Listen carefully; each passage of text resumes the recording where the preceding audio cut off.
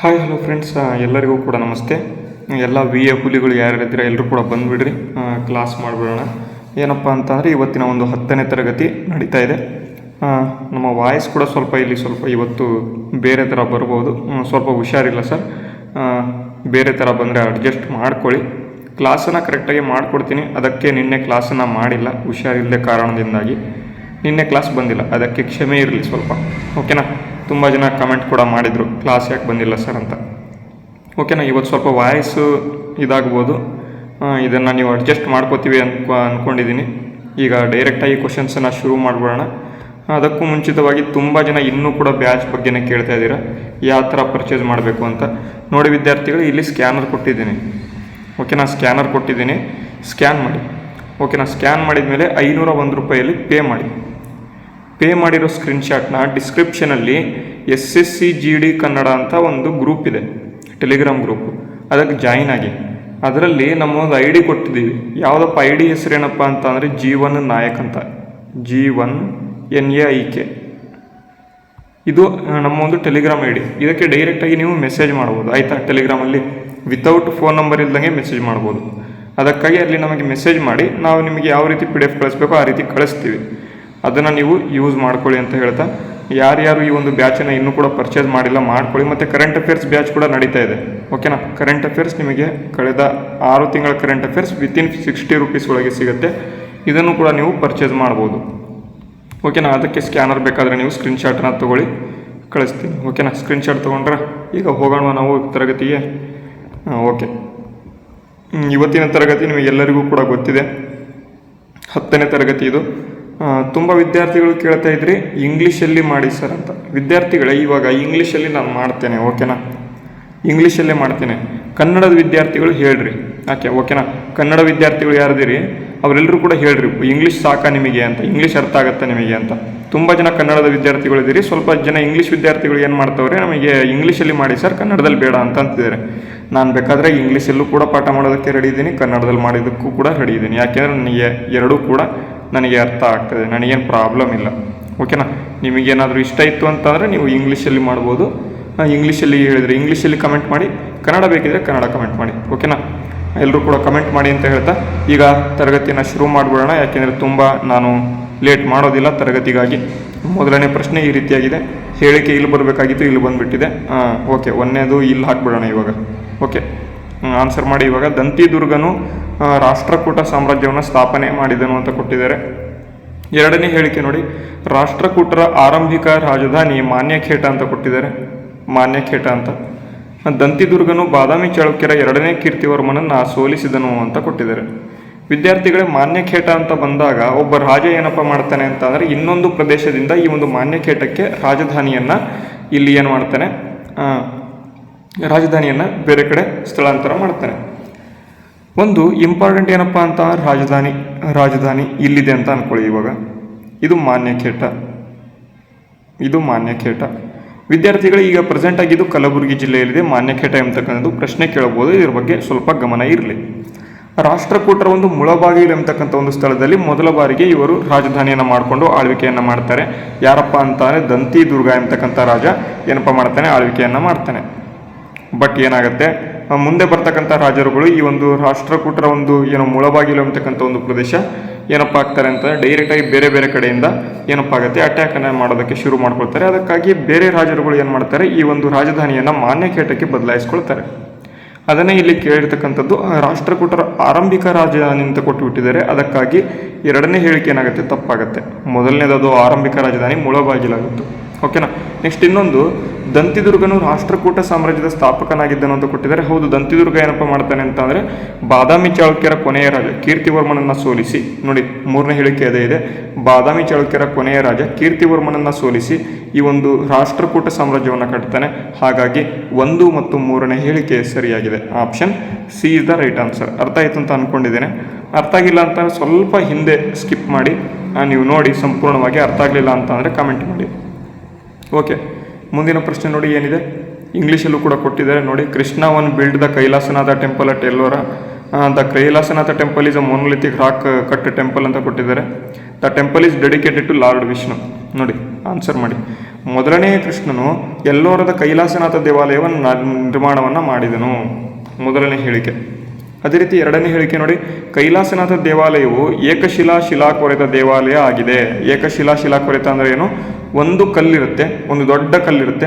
ಆ ಒಂದು ಕಲ್ಲನ್ನು ಕೊರೆದು ಈ ಒಂದು ಟೆಂಪಲನ್ನು ಒಂದೇ ಒಂದು ಕಲ್ಲಿನಲ್ಲಿ ಏನೋ ಮಾಡ್ತಾರೆ, ಕಲ್ಲನ್ನು ಇದು ಮಾಡಿ ಟೆಂಪಲನ್ನು ಮಾಡ್ತಾರೆ ಅಥವಾ ದೇವಾಲಯವನ್ನು ಮಾಡ್ತಾರೆ. ಅದನ್ನು ಶಿಲಾಕೊರೆತ ದೇವಾಲಯ ಅಂತ ಕೊಟ್ಟಿದ್ದಾರೆ. ಈ ಒಂದು ಎಲ್ಲೋರ ಗುಹೆಗಳಲ್ಲಿ ಟೋಟಲ್ ಆಗಿ ಎಷ್ಟು ಗುಹೆಗಳು ಇದ್ವು? 34 ಗುಹೆಗಳು. ಎಷ್ಟು ಗುಹೆಗಳು? 34 ಗುಹೆಗಳು. 1ರಿಂದ 12ನೇ ಗುಹೆಗಳು ಯಾವುದಕ್ಕೆ ಸಂಬಂಧ ಹೊಂದಿದೆ? ಇವರು ಬುದ್ಧರಿಗೆ ಬುದ್ಧಿಸ್ಟ್ ಏನು ಗುಹೆಗಳು ಆಗಿವೆ ಅಥವಾ ಬೌದ್ಧ ಗುಹೆಗಳು ಇಲ್ಲಿ ಈ 1ರಿಂದ 12ನೇ ಗುಹೆಗಳಾಗಿವೆ. ಅದೇ ರೀತಿ ಇಲ್ಲಿ 13ನೇದಿಂದ 29ನೇ ಗುಹೆಗಳು ಯಾವ ಗುಹೆಗಳು? ಇವು ಹಿಂದೂ ಗುಹೆಗಳು, ಹಿಂದೂ ದೇವರ ಗುಹೆಗಳು. ಓಕೆನಾ. ನೆಕ್ಸ್ಟು ಕೊನೆಯದಾಗಿ ಒಂದು 30ರಿಂದ 34ನೇ ಗುಹೆಗಳು ಯಾರ ಗುಹೆಗಳು? ಇದು ಜೈನರ ಗುಹೆಗಳು. ಇದು ಗೊತ್ತಿರಬೇಕು ಸ್ವಲ್ಪ. ಓಕೆನಾ, ಇಷ್ಟು ಗೊತ್ತಿರಲೇಬೇಕು. ಇದನ್ನು ಸ್ವಲ್ಪ ಬರ್ಕೊಂಬಿಡಿ, ನಿಮಗೆ ಅರ್ಥ ಆಗ್ತದೆ. ಈಗ ನೋಡಿ, ಮೊದಲನೇ ಕೃಷ್ಣನು ಎಲ್ಲೋರದ ಕೈಲಾಸನಾಥ ದೇವಾಲಯವನ್ನು ನಿರ್ಮಾಣ ಮಾಡಿದನು. ವಿದ್ಯಾರ್ಥಿಗಳು, ನೀವು ರಾಷ್ಟ್ರಕೂಟರನ್ನು ಸ್ವಲ್ಪ ಆದರೂ ಓದಿದರೆ ಈ ಒಂದು ಕೃಷ್ಣನ ಒಂದು ಫಾರ್ಮೇಷನ್ ಅಥವಾ ಕೃಷ್ಣನು ಏನು ದೇವಾಲಯವನ್ನು ನಿರ್ಮಾಣ ಮಾಡಿರ್ತಕ್ಕಂಥ ಕೈಲಾಸನಾಥ ದೇವಾಲಯ ಎಲ್ಲರೂ ಕೂಡ ಓದೇ ಇರ್ತೀರ. ಇದನ್ನು 1983ರಲ್ಲಿ, ಓಕೆನಾ, 1983ರಲ್ಲಿ ಈ ಒಂದು ಎಲ್ಲೋರ ಗುಹೆಗಳು ಏನಿದೆ, ಎಲ್ಲೋರ 34 ಗುಹೆಗಳು ಏನಿದೆ, ಇದನ್ನು ಯುನೆಸ್ಕೋ ವಿಶ್ವ ಪರಂಪರೆ ಪಟ್ಟಿಗೆ ಸೇರಿಸಲಾಗಿದೆ. ಇದು ತುಂಬ ಇಂಪಾರ್ಟೆಂಟು. ಮುಂದೆ ಕೂಡ ಇದ್ರ ಬಗ್ಗೆ ಮೇಲೆ ಕ್ವಶನ್ ಇದೆ.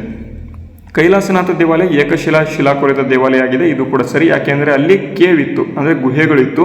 ಗುಹೆಗಳಲ್ಲಿ ದೊಡ್ಡ ದೊಡ್ಡ ಕಲ್ಲುಗಳಿದ್ವು. ಆ ಒಂದು ಕಲ್ಲುಗಳನ್ನು ಏನು ಮಾಡಿದರು? ಕೊರೆದು ಅವ್ರೇನು ಮಾಡಿದರು? ದೇವಸ್ಥಾನವನ್ನು ಕಟ್ಟಿದರು ಅಂತ. ಇಷ್ಟು ಗೊತ್ತಿರಲಿ. ಈ ದೇವಾಲಯವು ವಿಷ್ಣುವಿಗೆ ಸಮರ್ಪಿತ ಆಗಿದೆ ಅಂತ ಕೊಟ್ಟಿದ್ದಾರೆ. ವಿದ್ಯಾರ್ಥಿಗಳೇ, ನೀವು ಸ್ವಲ್ಪನಾದರೂ ಓದಿದರೆ ಈ ಒಂದು ಕೈಲಾಸನಾಥ ಅಂತ ನೀವು ಸ್ವಲ್ಪನಾದರೂ ಬರೀ ದೇವರಲ್ಲೇ ನೀವು ಹೇಳಬಹುದು ಇದು ಶಿವನ ದೇವಸ್ಥಾನ ಅಂತ. ಓಕೆನಾ, ಇಲ್ಲೂ ವಿಷ್ಣು ಅಲ್ಲ, ಇದು ಶಿವನ ದೇವಸ್ಥಾನಕ್ಕೆ ಸಂಬಂಧ ಹೊಂದಿದೆ. ಹಾಗಾಗಿ ಯಾವುದಪ್ಪ ಈ ಸರಿಯಾದ ಉತ್ತರ ಅಂತ ಅಂದರೆ 1 ಮತ್ತು 2 ಮಾತ್ರ. ಯಾವುದು? 1 ಮತ್ತು 2 ಮಾತ್ರ ಇಲ್ಲಿ ಸರಿಯಾದ ಉತ್ತರ ಆಗಿರ್ತದೆ. ಅರ್ಥ ಆಯಿತು ಅಂತ ಅಂದ್ಕೊಂಡಿದ್ದೇನೆ. ಇಲ್ಲಿ ಆನ್ಸರ್ನ ಟಿಕ್ ಮಾಡಿಬಿಡೋಣ. Option B 1 and 2. ಓಕೆನಾ. ಮುಂದಿನ ಪ್ರಶ್ನೆಗೆ ಹೋಗೋಣ ಬನ್ನಿ. ಇಲ್ಲೊಂದು ಪ್ರಶ್ನೆ ಇದೆ ನೋಡಿ. ಕೆಳಗಿನ ಹೇಳಿಕೆಗಳನ್ನು ಪರಿಗಣಿಸಿ ಅಂತ ಕೊಟ್ಟಿದ್ದಾರೆ. ಮೊದಲನೇ ಅಮೋಘ ವರ್ಷನು ರಾಜಧಾನಿಯನ್ನು ಮಾನ್ಯಕೇಟಕ್ಕೆ ಸ್ಥಳಾಂತರ ಮಾಡಿದನು. ನಾನು ಹೇಳಿದೆ ನಿಮಗೆ, ಮುಳಬಾಗಿಲಿನಿಂದ ಮಾನ್ಯಕೇಟಕ್ಕೆ ಒಬ್ಬ ರಾಜ ಏನು ಮಾಡ್ತಾನೆ? ಈ ಒಂದು ರಾಜಧಾನಿಯನ್ನು ಸ್ಥಳಾಂತರವನ್ನು ಮಾಡ್ತಾನೆ ಅಂತ. ಆ ರಾಜ ಯಾರು? ಇಲ್ಲಿ ಪ್ರಶ್ನೆ ಬಂದಿತ್ತು, ಅದಕ್ಕಾಗಿ ಆ ಒಂದು ಸ್ಲೈಡಲ್ಲಿ ನಿಮಗೆ ಹೇಳಿರಲಿಲ್ಲ. ಯಾಕಂದರೆ ಇಲ್ಲಿ ನಿಮಗೆ ಈಸಿ ಆಗಿಬಿಡುತ್ತೆ. ಅದಕ್ಕೆ ಮೊದಲನೇ ಅಮೋಘ ವರ್ಷನು ಆ ಒಂದು ಮಾನ್ಯಕೇಟಕ್ಕೆ ಸ್ಥಳಾಂತರ ಮಾಡಿರ್ತಾನೆ. ಅವನು ಕವಿರಾಜ ಮಾರ್ಗವನ್ನು ರಚನೆ ಮಾಡಿದನು.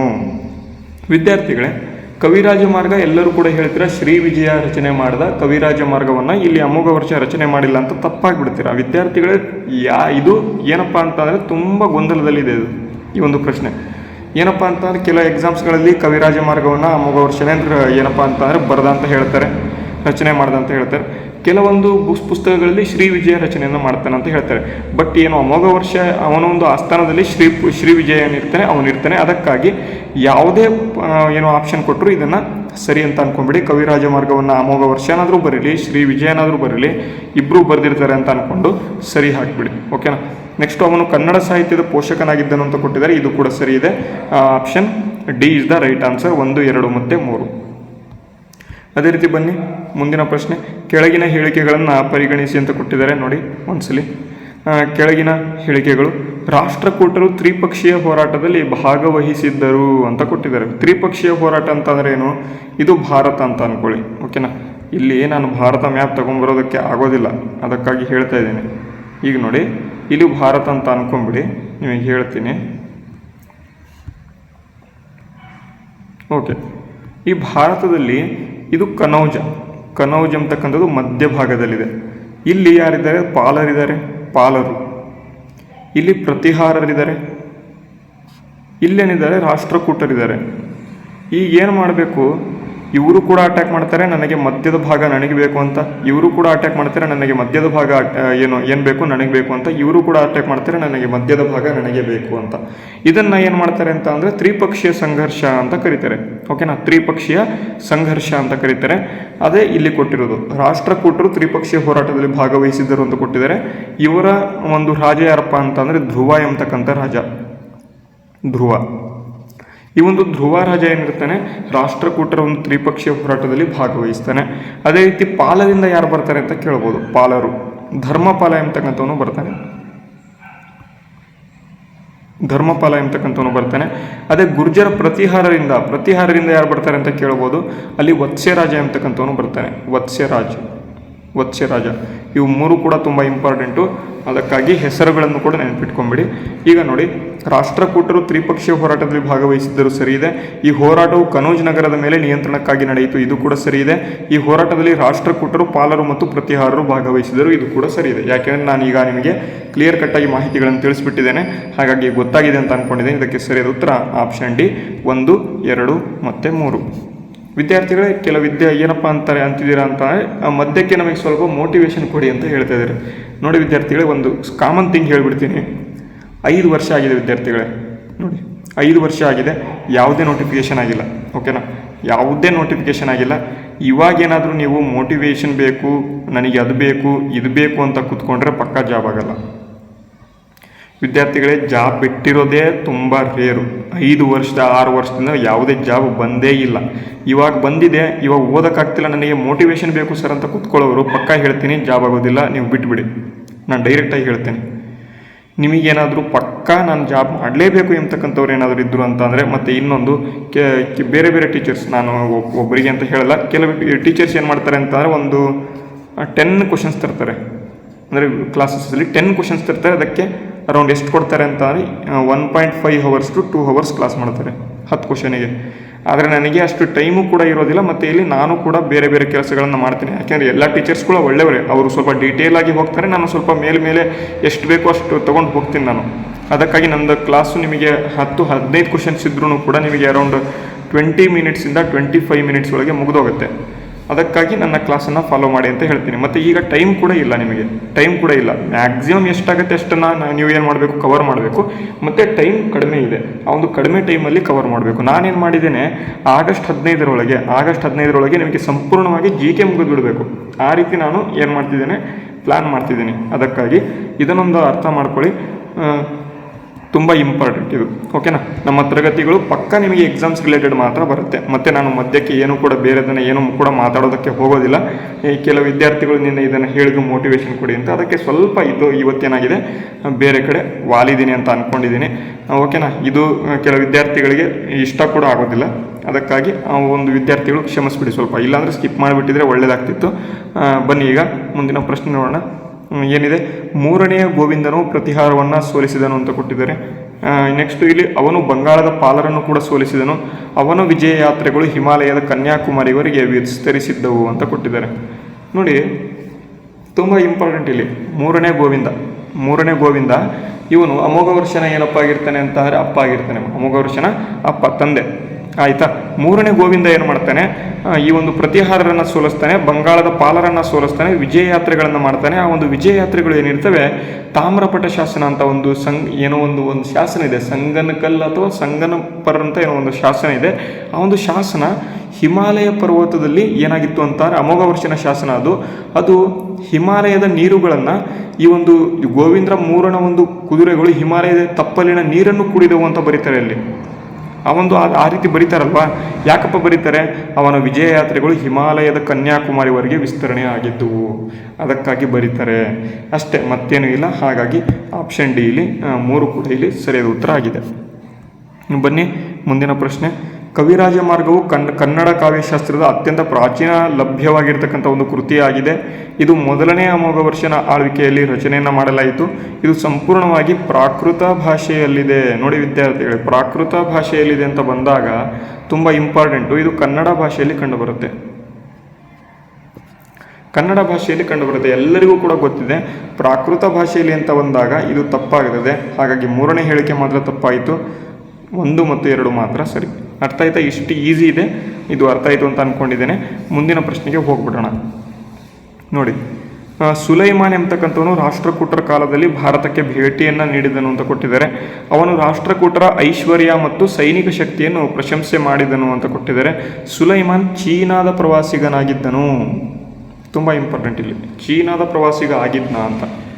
He is the Chinese traveller ಅಂತ ಕೊಟ್ಟಿದ್ದಾರೆ. ನೋಡಿ ವಿದ್ಯಾರ್ಥಿಗಳೇ, ಸುಲೈಮಾನ್, ನೀವು ಹೆಸರಲ್ಲಿ ನೋಡಿದರೆ ನೀವು ಸ್ವಲ್ಪ ಚೈನಾ ಅಂತ ಅನ್ಕೋಬಹುದು, ಬಟ್ ಇಲ್ಲಿ ಅರಬ್ ಪ್ರವಾಸಿಗ, ಇವನು ಅರಬಿಂದ ಬರ್ತಾನೆ, ಅರಬ್ ಪ್ರವಾಸಿಗಾಗಿರ್ತಾನೆ. ಹಾಗಾಗಿ ಒಂದನೇ ಹೇಳಿಕೆ, ಮೂರನೇ ಹೇಳಿಕೆ ಮಾತ್ರ ಕಂಪಲ್ಸರಿ ತಪ್ಪಾಗಿರುತ್ತೆ. ಇದು ಕೂಡ ತಪ್ಪು, ಇದು ಕೂಡ ತಪ್ಪು, ಇದು ಕೂಡ ತಪ್ಪು. Option A is the right answer. Sulaiman ಇವನು ಯಾರಪ್ಪ ಅಂತ ಅಂದರೆ ಇವನು ಅರಬ್ ಪ್ರವಾಸಿಗ. ಬರ್ಕೊಂಬಿಡಿ, ಪಕ್ಕ ಇಲ್ಲಿಂದ ಕ್ವಶನ್ ಬರುತ್ತೆ. ಬನ್ನಿ ಮುಂದಿನ ಪ್ರಶ್ನೆ ಹೋಗೋಣ. ಕೆಳಗಿನ ಹೇಳಿಕೆಗಳನ್ನು ಪರಿಗಣಿಸಿ ಅಂತ ಕೊಟ್ಟಿದ್ದಾರೆ. ಮೂರನೇ ಕೃಷ್ಣನು ರಾಷ್ಟ್ರಕೂಟರ ಕೊನೆಯ ಮಹಾನ್ ಮಹಾರಾಜನಾಗಿದ್ದನು ಅಂತ ಕೊಟ್ಟಿದ್ದಾರೆ. ಅಂದರೆ ಮೂರನೇ ಕೃಷ್ಣ ಏನಿರ್ತಾನೆ, ಇವನು ರಾಷ್ಟ್ರಕೂಟರ ಕೊನೆಯ ಅತ್ಯಂತ ಶಕ್ತಿಶಾಲಿಯಾಗಿರ್ತಕ್ಕಂಥ ರಾಜ ಆಗಿರ್ತಾನೆ ಅಂತ ಕೊಟ್ಟಿದ್ದಾರೆ. ಅವನು ತಕ್ಕೊಳಂ ಕದನವನ್ನು ಮಾಡಿದನು ಅಂತ ಕೊಟ್ಟಿದ್ದಾರೆ. ತಕ್ಕೊಳಂ ಕದನವನ್ನು ಯುದ್ಧದಲ್ಲಿ ಚೋಳರನ್ನು ಸೋಲಿಸಿದನು. ಇವನು ತಕ್ಕೊಳಂ ಕದನ ತುಂಬ ಇಂಪಾರ್ಟೆಂಟ್. ತಕ್ಕೊಳಂ ಕದನ 940ನೇ ಇಸ್ವಿಯಲ್ಲಿ ಆಗುತ್ತೆ. ತಕ್ಕೊಳಂ ಕದನ ಯಾರ್ಯಾರ ನಡುವೆ ಆಗುತ್ತೆ? ಇಲ್ಲಿ ಚೋಳರ ನಡುವೆ, ಚೋಳ ಮತ್ತು ಇಲ್ಲಿ ರಾಷ್ಟ್ರಕೂಟರ ನಡುವೆ ಆಗುತ್ತೆ. ಚೋಳರ ರಾಜ ಇರ್ತಾನೆ ಪರಾಂತಕ ಒಂದಿರ್ತಾನೆ.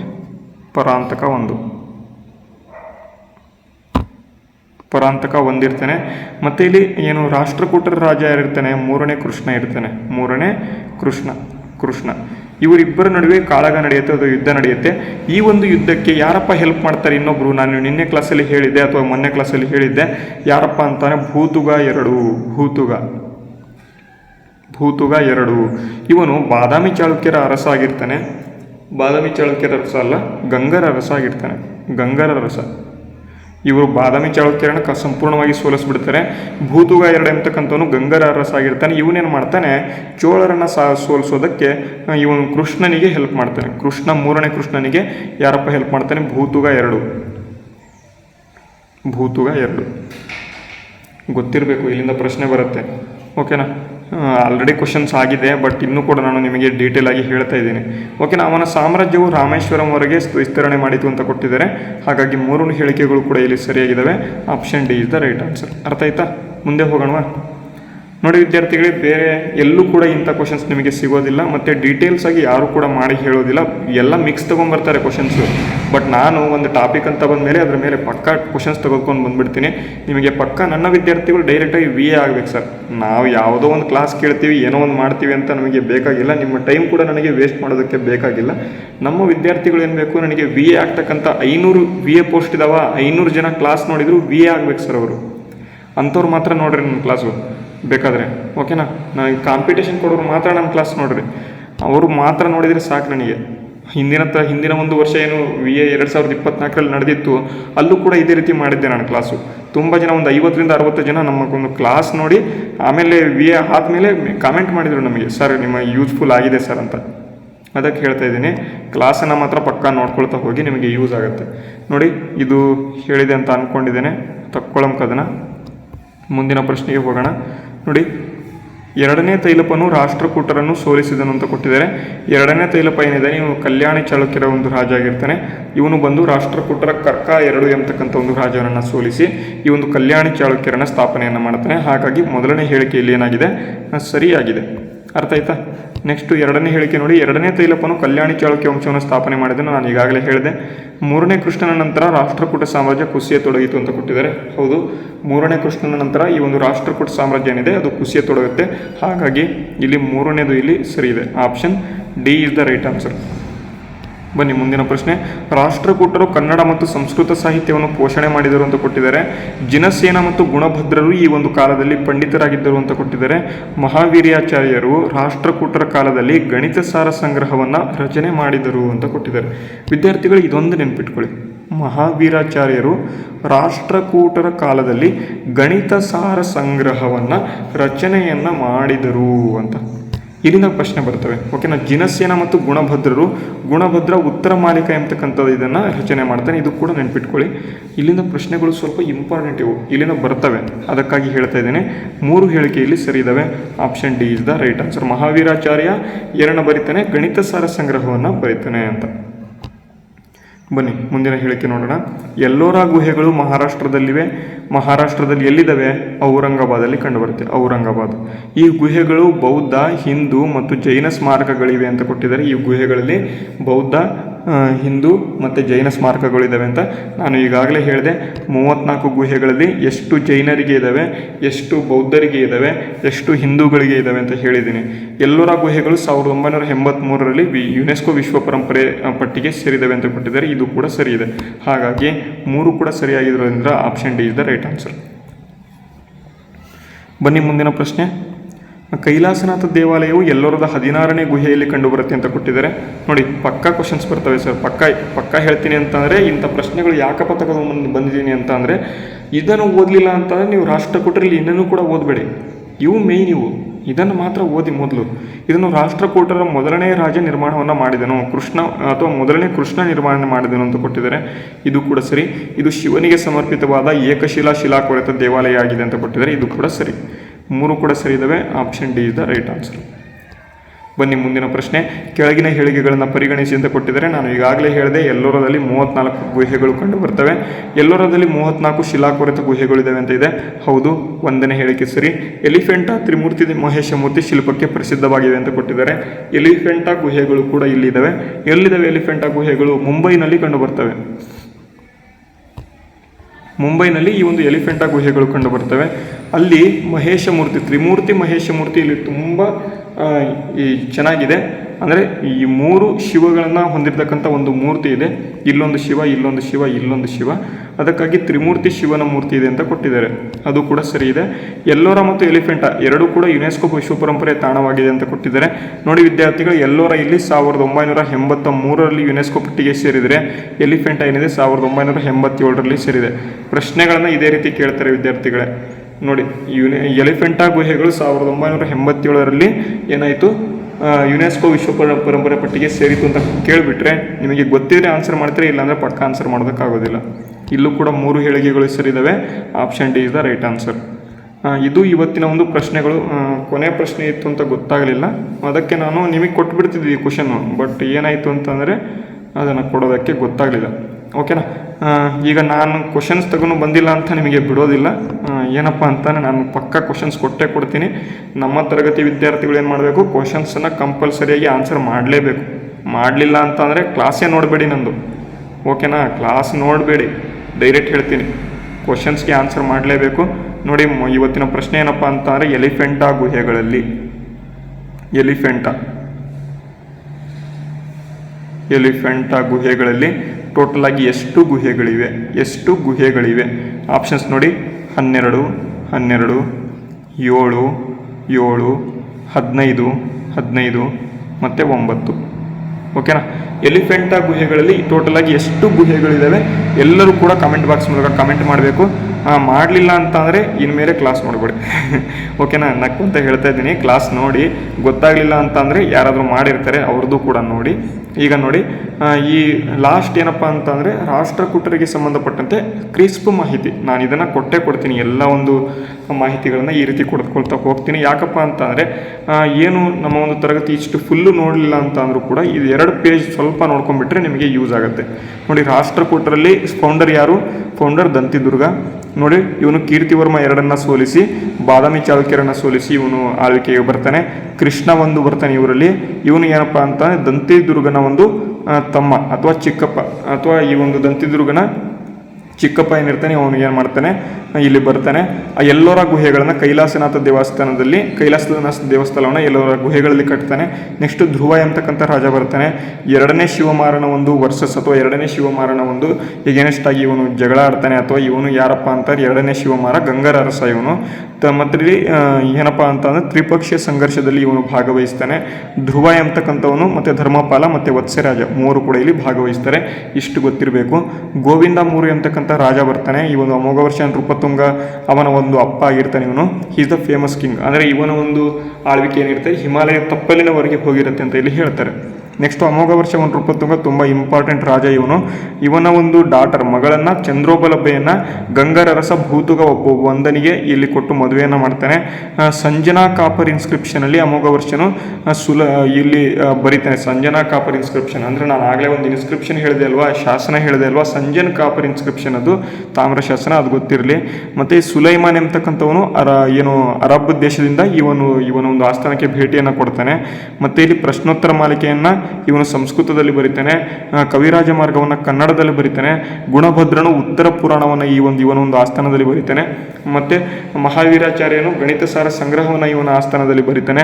ಇವೆಲ್ಲವೂ ಗೊತ್ತಿರಬೇಕು. ಇಂದ್ರ ಮೂರು ಬರ್ತಾನೆ. ತ್ರಿವಿಕ್ರಮ ನಳಚಂಪು ಎಂಬತಕ್ಕಂಥದ್ದನ್ನು ಬರೀತಾನೆ. ಇದನ್ನು ಸಂಸ್ಕೃತದಲ್ಲಿ ಬರೀತಾನೆ. ಇದು first Champu style of in Sanskrit, ಅಂದರೆ ಚಂಪು ಕಾವ್ಯ. ಇದು ಸಂಸ್ಕೃತದ ಮೊದಲ ಚಂಪು ಕಾವ್ಯ ಯಾವುದಪ್ಪ ಅಂತ ನಳಚಂಪು ಅಂತ ಗೊತ್ತಿರಲಿ. ನೆಕ್ಸ್ಟು ತಕ್ಕೊಳಂ ಕದನದ ಬಗ್ಗೆ 940ರಲ್ಲಿ ಹೇಳಿದ್ದೇನೆ ನಾನಾಗಲೇ. ಕೃಷ್ಣ 3 ಮತ್ತು ಪರಂತಕ 1ರ ನಡುವೆ ನಡೆಯುತ್ತೆ. ಭೂತುಕ 2 ಏನಿರುತ್ತೆ ಗಂಗರ ರಸ, ಇವನು ಹೆಲ್ಪ್ ಮಾಡ್ತಾನೆ. ಇವನ ಆಸ್ಥಾನದಲ್ಲಿ ಪೊನ್ನ ಎಂಬತಕ್ಕಂಥ ಒಂದು ಏನಪ್ಪ ಅಂತಂದರೆ ಶಾಂತಿ ಪುರಾಣವನ್ನು ಬರೀತಾನೆ. ಪೊನ್ನ ಎಂಬತಕ್ಕಂಥ ಒಂದು ಕವಿ ಶಾಂತಿ ಪುರಾಣವನ್ನು ಬರೀತಾನೆ. ಕನ್ನಡ ಕವಿ ಇವನು, ಕನ್ನಡ ಕವಿ ಶಾಂತಿ ಪುರಾಣವನ್ನು ಬರೀತಾನೆ. ಯಾರಪ್ಪ ಇವನು ಯಾರ ಆಸ್ಥಾನದಲ್ಲಿ ಇರ್ತಾನೆ ಅಂತ ಕೇಳ್ತಾರೆ. ಕೃಷ್ಣ 3ನ ಆಸ್ಥಾನದಲ್ಲಿ ಇರ್ತಾರೆ. ಮತ್ತು ಇಲ್ಲಿ ಭುವನೈಕೆ ಎಂಬತಕ್ಕಂಥವನು ರಾಮಬುದ್ಧಿಯಂ ಎಂಬತಕ್ಕಂಥದ್ದನ್ನು ಕೂಡ ಇವನು ಪೊನ್ನ ಎಂಬತಕ್ಕಂಥವನು ಬರೀತಾನೆ. ಇಷ್ಟು ಗೊತ್ತಿರಬೇಕು. ಮತ್ತು ಇನ್ನೂ ಸ್ವಲ್ಪ ಇದೆ.